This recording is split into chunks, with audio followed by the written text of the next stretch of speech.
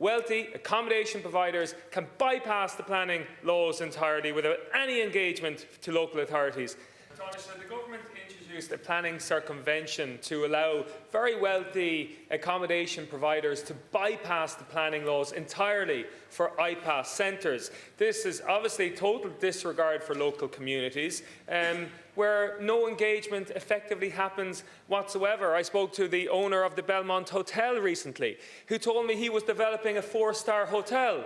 Only that was before a leaked document showed the local authority had plans to develop accommodation for asylum seekers. The same is happening right across the country. It is totally unfair, where young couples have to wait years in onboard Panola and planning delays to build their own home, and yet wealthy accommodation providers can bypass the planning laws entirely without any engagement to local authorities.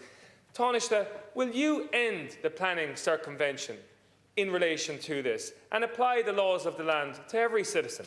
Thanks, everybody. I think it's an interesting point you make, because as we move beyond what has had to be an emergency response to migration, we do need to get to a much more sustainable, managed approach, one that involves not just the focus on accommodation, but also the focus on rules. People who don't have a right to be here, ensuring that they leave and leave more efficiently. People who do have a right, getting that more quickly, and then having a right to work and make a contribution and pay taxes and make their way in our country. And I do think when it comes to accommodation as well, we do need a full re-examination of the tools that we use. So we have a new Minister of State with responsibility for migration. We have a new Minister for Justice. I know myself and the Taoiseach intend to be sitting down shortly with both of them to discuss the approach that we take, and planning will be a part of that discussion. Thank you.